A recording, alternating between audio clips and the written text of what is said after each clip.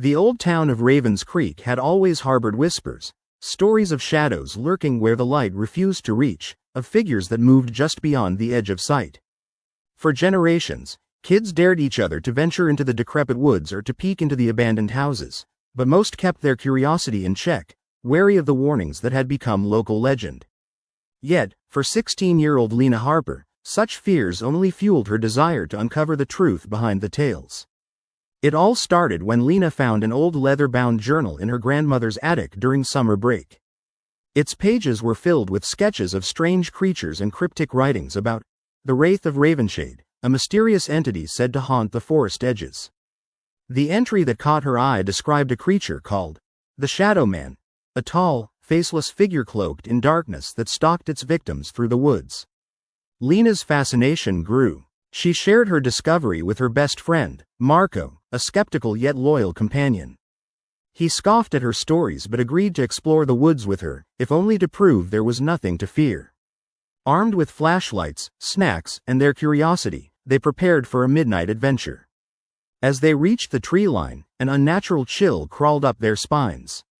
The moon was obscured behind thick clouds, turning the world around them into a blanket of shadow. They teased each other, trying to hide their nervousness, and pressed deeper into the woods.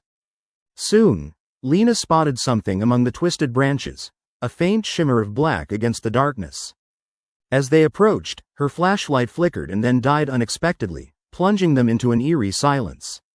Marco cursed and flicked his own light on, casting an uncertain glow. That's when they saw it. A tall, shrouded figure stood perfectly still just beyond the curve of a thick tree trunk, watching them. Its featureless face was a blank canvas, with no eyes, nose, or mouth, only smooth, dark skin that seemed to absorb the faint light around it. The creature's long, spindly arms hung loosely at its sides, and it seemed to blend with the shadows, like a living silhouette. Lena's heart pounded. Her mind screamed to run, but her legs felt paralyzed. Marco's voice trembled as he stammered, "What the hell is that?" The figure shifted slightly, and Lena could swear she saw the faintest ripple of movement in its form, like a shadow drifting or a curtain fluttering in a breeze that didn't exist. She felt a sudden gust of cold air brush her cheek, and she realized it was coming from the figure itself, as if darkness was alive and breathing. Without thinking, Lena took a step back, her voice barely a whisper, "Run." They turned and bolted, crashing through the underbrush, but the creature's eerie presence seemed to follow, manifesting as a cold wind that chilled their bones and a whisper that sounded like 1,000 hushed voices intertwined. It shrouded their senses and muddled their minds, telling them to stop, to look back, to surrender to the darkness. Panicked, Marco tripped over a root, hitting the ground as Lena dragged him upright. "We need to get out of here," she gasped, her voice shaking.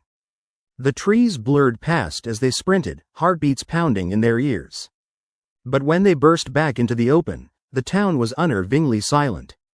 No rustling trees, no distant sounds, only an oppressive, unnatural stillness.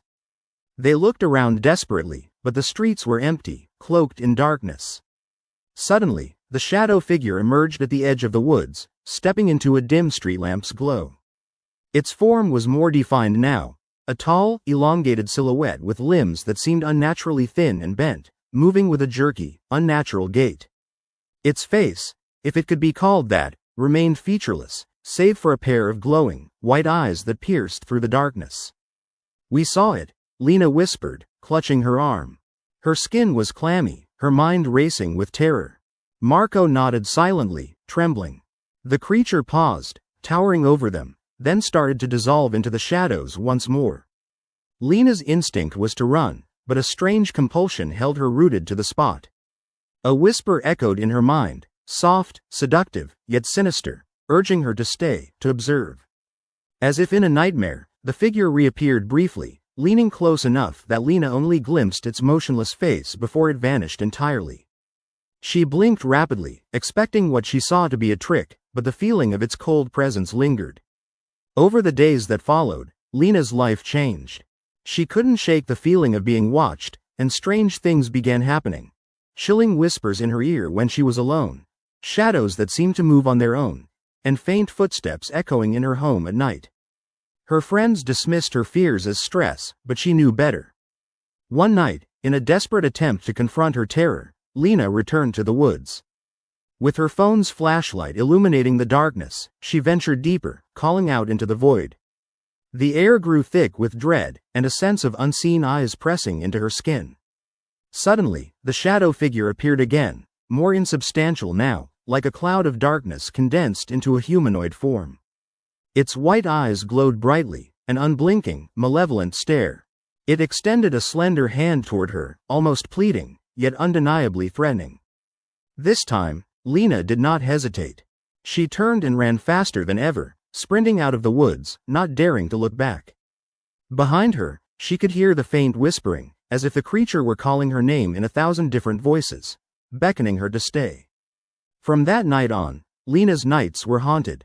Shadows danced at the edges of her vision, and her reflection sometimes warped into grotesque distortions. Her once vibrant spirit dimmed under the weight of fear and exhaustion. She never saw the creature again, but the presence lingered. Sometimes, when she closed her eyes, she could still feel its gaze boring into her soul, an eternal reminder that some shadows are better left undisturbed, and that in Raven's Creek, some creatures are never entirely gone. And somewhere in the darkness, the Shadow Man still waits. Waiting for the next curious soul to stumble into its domain, blending seamlessly with our world, faceless, silent, and hunger incarnate.